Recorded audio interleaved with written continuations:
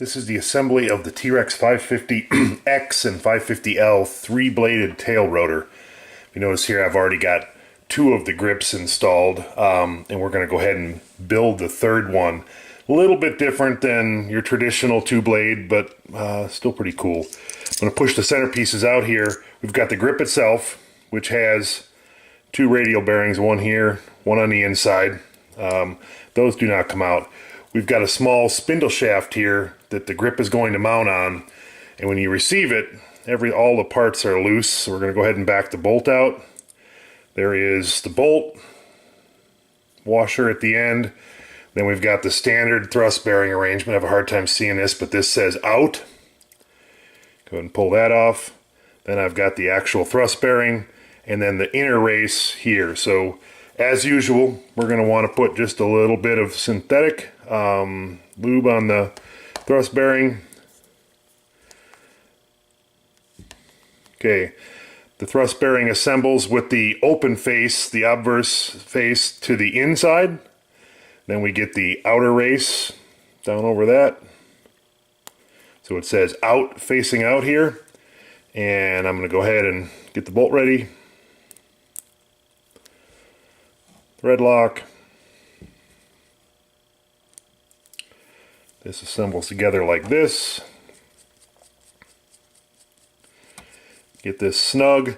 You can either insert a 1.5 millimeter driver in this small hole to tighten it up, or if you're going to go ahead and assemble it, just actually I'll bring it through here. Let me wipe that off first. Bring it through the grip, out the back, thread lock, and then go ahead and assemble that onto the hub. Now I've got all three grips moved nice and smooth. That is your three-bladed tail grip.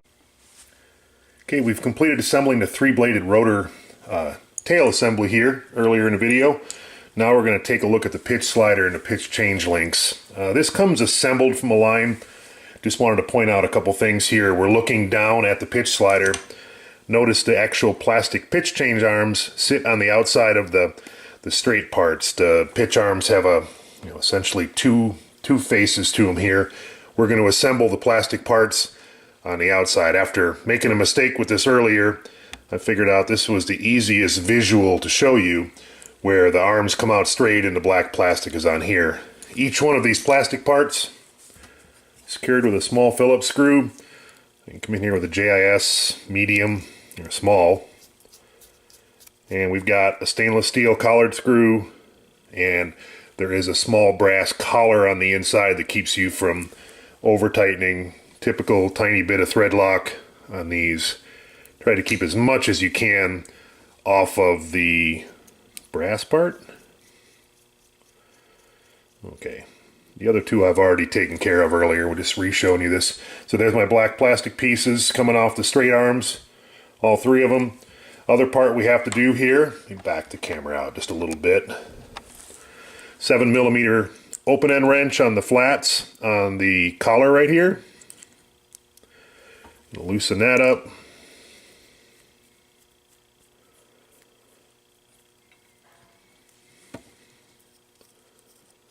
Okay, all we need here is to dab a little bit of thread lock onto the collar threads, and I'm going to transfer some of that with a driver here so I don't get too much of it all over the place. Okay, I've got a couple threads worth of Permatex thread locker on there. Thread this back together. You always want to check these. Most of these come assembled on the kit. The three-bladed tail assembly was put together just loosely to let you know to go ahead and tighten that up. But if this unthreads in flight, you'll wind up with a uncontrolled pirouette. Even hitting throttle hold won't help if your rudder gets slowly screwed all the way over to one side. So make sure you get this right. So that is the pitch change mechanism for the three-blade. Okay, we're back. We're going to install the three-bladed tail rotor onto the existing T-Rex 550. So first you have to see what's going to be disassembled. When you purchase the three-blade upgrade kit, you get the three-blade tail rotor, pitch change mechanism with a new slider. and all the associated fasteners, but you are going to have to disassemble the existing two-blade tail rotor to make this work. So really need to look at taking off a couple of pieces here. First is the grub screw that holds the two-bladed tail rotor on. Back that out. Once that's loose, we're going to take out the two bolts holding the slider in place. So the pitch arm to the slider. We're going to set those aside. Those have to be reused.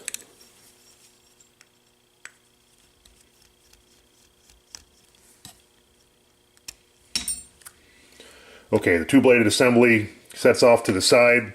Okay, so now we're going to slide the pitch change mechanism in. Bring the pitch change arm over it. Okay, get that lined up. Got the little screw with the 1.5 millimeter driver.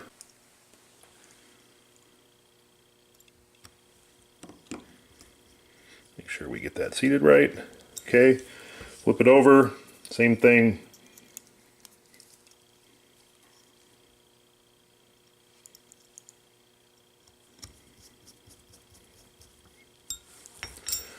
Okay, so now I have the 3-arm pitch change mechanism. Pull that back out of the way.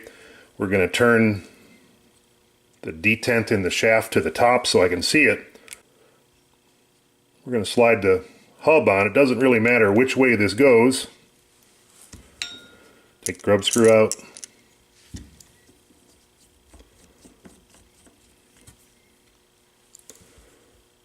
Okay, thread lock that. Going to go back and line up the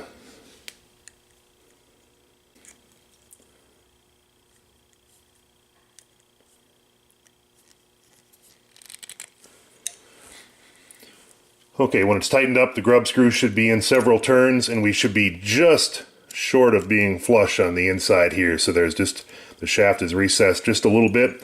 It's about perfect. Okay, next thing to look for, make sure all the Align logos are up.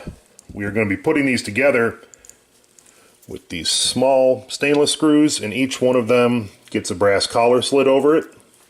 Now, if we make sure the pitch change mechanism is all the way down, the easiest way to do this is to line up one at a time. With the pitch change all the way down, you can bring your driver in from underneath. Okay, I have to get each one of these lined up. Bring the driver, bring the screw in. The driver just slides underneath the next grip. Want to make sure this thread's straight.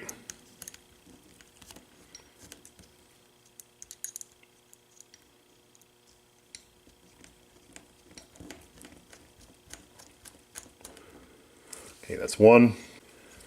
Okay, last one. Okay, last one of these. I'm gonna come in here.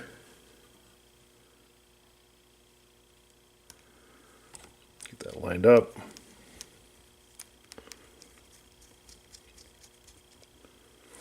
Okay, so we've got all 3 Align logos facing up. Got pitch change mechanism working nice and smooth. And that is our 3-bladed rotor head. We'll add the tail blades to this here in just a minute.